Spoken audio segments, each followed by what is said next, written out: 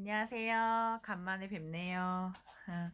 요새 코로나 때문에 많이 적적하고 답답하셨죠? 저도 마찬가지였어요. 우리 국민들 모두 그랬을 나날이었던 것 같아요. 잘 이겨내신 것 같고, 지금도 아직 확진자가 나오고 있긴 하지만, 그래도 끝이 보이는 것 같아서, 좀 경솔한 말일 수도 있지만, 그래도 끝이 보이는 것 같아서 마음이 좀 놓이는 나날들입니다. 음. 오늘 컨텐츠는 제가 우울증 공황장애 치료를 받은 지 벌써 4년이 되었어요. 그 4년 동안 어떻게 관리를 해왔는지, 어떻게 해서 점점점 그나마 좀 나아졌는지에 대해서 말씀을 드리고 싶어요. 지금 초기에 이제 발병해서 힘들어 하시는 분들이 있을 수 있잖아요. 굉장히 많으실 거라 생각을 해요. 그런 분들에게 제가 했던 노력을 조금이나마 들려드려서 보탬이 된다면 기쁠 것 같아서 이렇게 여러분들께 좀 말씀을 드리고 싶습니다. 참고로 저는 공황장애가 시작이 돼서 4년 전에 공황장애가 시작이 돼서 우울증까지 이렇게 번진 케이스고요. 그리고 우울증 공황증이 좀 나아져서 단약을 한번 했다가 다시 안 좋아져서 병원을 바꿨어요. 한번 병원을 바꿔서 다시 치료를 받은 지, 그러니까 첫 번째 병원에서 치료는 한 5개월 정도 받았고요. 두 번째 병원에서는 지금 3년 좀 넘어가는 것 같아요. 그동안 많이 좋아지긴 했지만 가끔씩 아주 컨디션이 나빠서 다시 약을 증량하고 다시 감량하고 약을, 이런 시기들이 반복이 되었어요. 물론 지쳤죠. 물론 지치고 언제 끝날까 이런 생각도 많이 했는데 지금 결과적으로는 많이 좋아진 것 같아요. 제 생각은. 그래서 끝을 지금 보고 있는 건 아닐까라는 생각이 들 정도로 많이 좋아지고 있고, 지금 약이 굉장히 이렇게 적게 들어가고 있는데, 제가 임의로 조금 이렇게 이틀에 한 번 먹고 뭐 3일에 한 번 먹고 이렇게 조절을 하고 있는 단계예요. 어쨌거나 제가 어떻게 이렇게 힘든 시절을 보냈고 어떻게 관리를 했는지 여러분들과 함께 이야기 나눠보도록 할게요. 여러분들의 소리는 마음으로만 제가 들을 수 있겠죠? 첫 번째입니다. 일단 제가 한 노력 첫 번째, 생활의 루틴을 만들었다.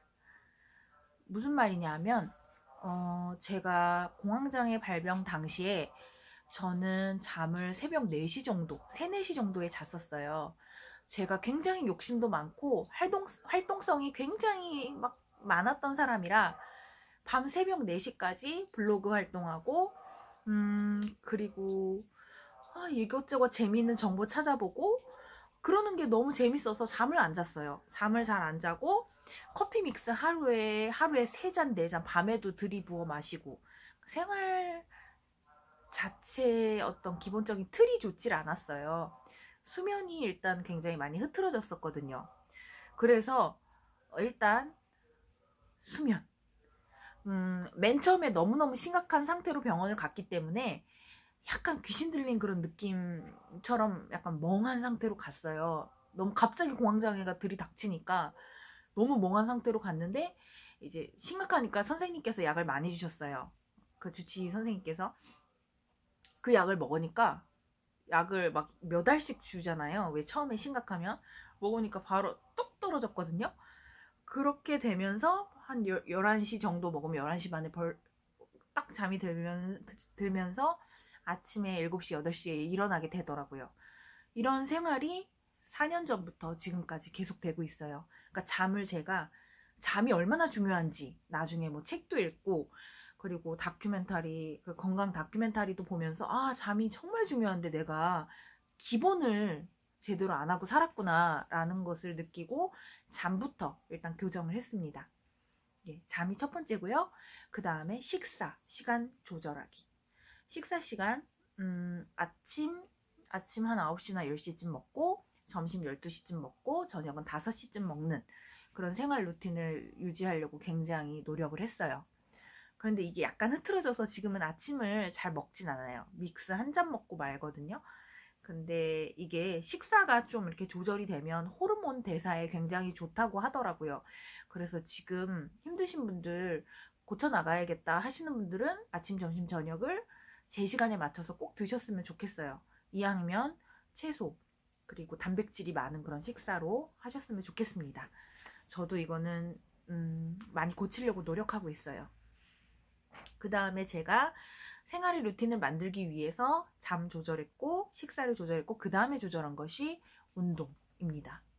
어떻게 보면 굉장히 따분하게 지금 들릴 수 있어요. 왜 건강하기 위해서 제때 자라, 잘 먹어라, 운동해라 이렇게 말씀들을 많이 하시는데 우울증, 불안장애도 마찬가지인 것 같아요. 운동을 하면 호르몬이 굉장히 좋아진다고 하더라고요. 햇빛을 보면서 운동하면 세로토닌이 많이 이렇게 생성이 되고 밤에는 그 세로토닌이 멜라토닌으로 전환이 되면서 그러면서 잠도 잘 오고 굉장히 좋다고 하더라고요. 우울증 약만큼 굉장히 효과적인 게 운동이라고 그렇게 들어서 저는 어떻게든 계속 걸었어요. 제가 뭐 근력 운동 같은 것도 자신이 없고 그냥 또 답답한 것도 있고 그래서 하루에 적어도 40분 내지 1시간은 꼭 걸었던 것 같아요. 겨울이나 한여름에는 좀 못한 적도 많아요. 그런데 이제 짬이 나면 식사를 하고 나서 그렇게 걸으려고 노력을 했다라는 거. 아침이나 이제 식사 후에. 지금은 식사 후에 걷고 있습니다. 거의 1시간씩. 만보 채우려고 많이 노력을 하고 있어요. 이러니까 확실히 잠도 잘 오고 좋은 것 같더라고요. 그 다음에 두 번째는 금주하기. 금주를 하기입니다. 담배는 원래 안 폈기 때문에 금연은 여기 해당되지 않았고 저의 경우는 금연이 어떤 영향을 미치는지는 잘 모르겠어요. 그러나 저는 술을 굉장히 좋아하고 잘 마셨었어요. 술자리를 굉장히 사랑하는 사람이었어요. 힘들고 막 짜증나는 일이 있다가도 술자리 가면 기분 풀어져서 막 재밌게 놀고 이런 스타일이었거든요. 그러니까 20대 초반부터 30대 그 병이 발병한 중반까지는 한 일주일에 한 번 정도는 엄청 마셨던 것 같아요. 그것도 안 좋았겠죠? 이 병이 발병하는데 조금 영향을 줬겠죠? 금주했습니다. 무조건. 그래서 한 3년 정도는 금주하다가 제가 맥주를 다시 마신 거는 한 달 전? 근데 한 달에 한두 번밖에 술을 안 마셔요. 지금은. 많이 절대 안 마시고 소주 5분의 1 그러니까 한 두세 잔 이렇게 마시거나 맥주 한 잔, 두 잔 이렇게 마십니다. 맥주 한 병 정도? 뭐 그 정도. 그러니까 금주를 쭉 하고 상태가 조금 좋아졌을 때 이제 이렇게 마신 겁니다. 우울증 약 먹고 술을 마시면은 불난데 기름 붓는 것과 마찬가지라고 하더라고요. 만약에 내가 정말 내 생을 끊고 싶다라는 생각이 굉장히 지배적인데 거기다가 술을 마시게 되면 실행에 옮길 수 있는 그런 마음 상태가 된다고 하더라고요. 그래서 금주를 꼭 하셨으면 좋겠습니다. 저도 했고요. 그 다음에 세 번째. 이건 좀 어려울 수도 있어요. 이거는 지금 발병해서 굉장히 심각한 상태에 있으신 분들은 해당이 안 돼요. 왜냐? 우리가 우울증, 그 다음에 불안장애라는 것은 우리가 우리의 생각을 마음대로 좌지우지할 수 없기 때문에 그렇기 때문에 우리가 병이 된 거거든요. 안 좋은 부정적인 생각 이것을 내가 조절할 수 없어요. 초기에는. 저는 그걸 너무 잘 알아요. 아무리 그 생각에서 벗어나려고 해도 초기에는 약의 도움이 굉장히 필요해요. 그러다가 초기에 약을 많이 먹고 어느 정도 진정이 됐을 때 어느 정도 좀 내가 약간 생각을 조금 이렇게 다른 생각으로 한 프레임에서 다른 프레임으로 내가 넘길 수 있는 정도의 여유가 됐을 때 부정적인 생각이 들어오면 힘을 쫙 빼는 거예요. 힘을 쫙 빼는 거죠. 막 안 좋은 생각이 와요. 예를 들어, 나는 미래에 낙도 없고, 재밌는 일도 없을 것 같고, 내가 좋아하는 사람들 나중에 나를 두고 다 먼저 세상을 떠날 것 같고, 이런 생각을 들 때 힘을 쫙 빼는 거예요.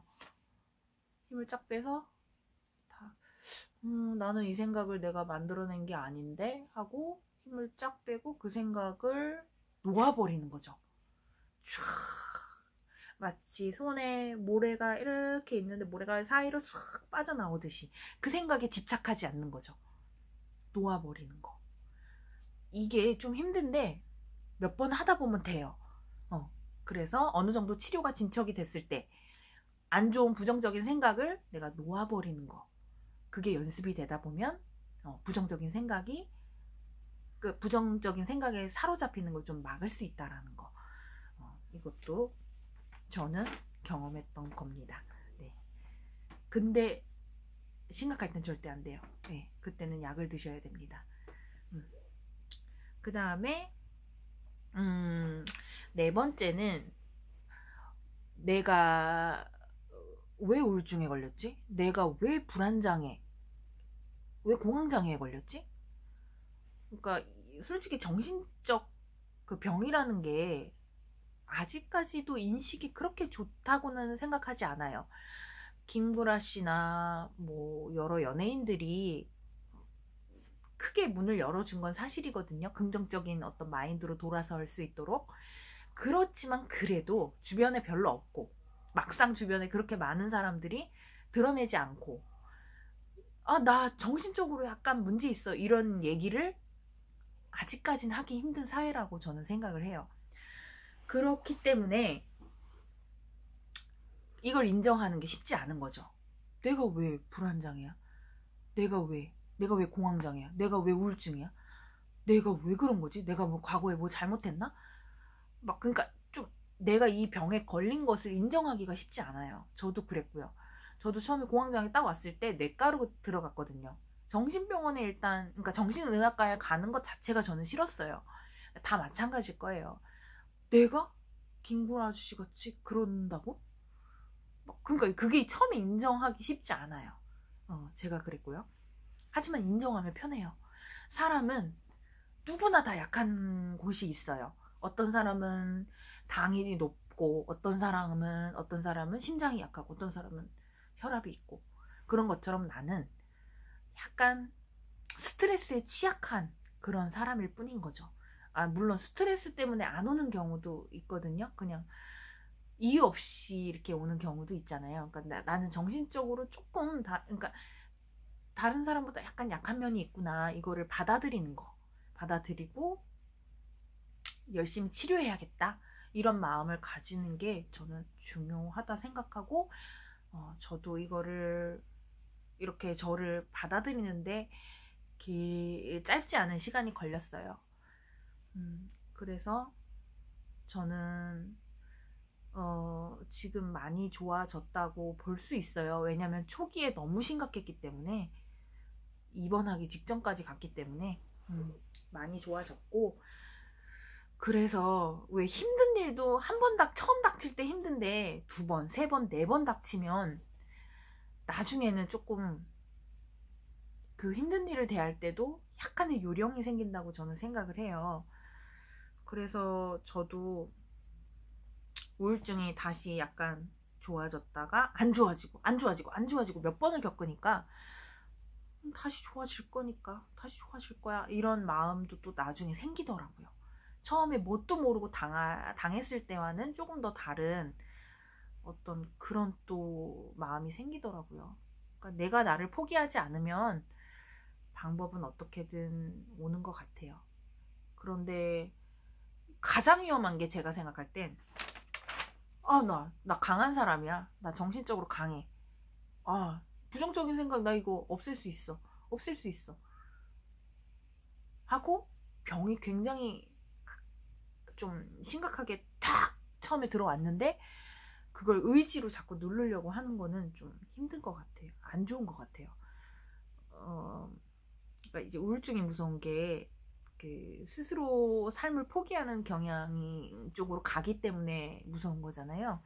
허무함, 그리고 의미 없음, 이런 감정들이 아주 역까지 차오르고, 이런 삶에 내가 있을 바에는 사라져 버리는 게 낫지 않을까라는 생각이 역까지 차오를 때에는, 그때는 여러분은 지금 심각한 좀 상태인 거예요. 그래서 약의 도움을 받으면 생각이 완전 달라지거든요. 그러니까 그런 상태에 있는 지금이 정상이라 생각하면 안 되는 것 같아요. 병원 가서 약 조금 드시고 조금 한 2주, 약의 농도가 뇌에서 이제 좀 제 기능을 발휘하려면 항우울제가 2주 정도는 가야 한다 하더라고요. 그러니까 좀 그런 생각을, 나는 지금 약간 아프구나 라는 것으로 인식하는 게 굉장히 중요하다고 생각합니다. 두서없이 이렇게 남겨봤는데 제발 도움이 되시는 분들이 있었으면 좋겠어요. 한 분이라도. 네.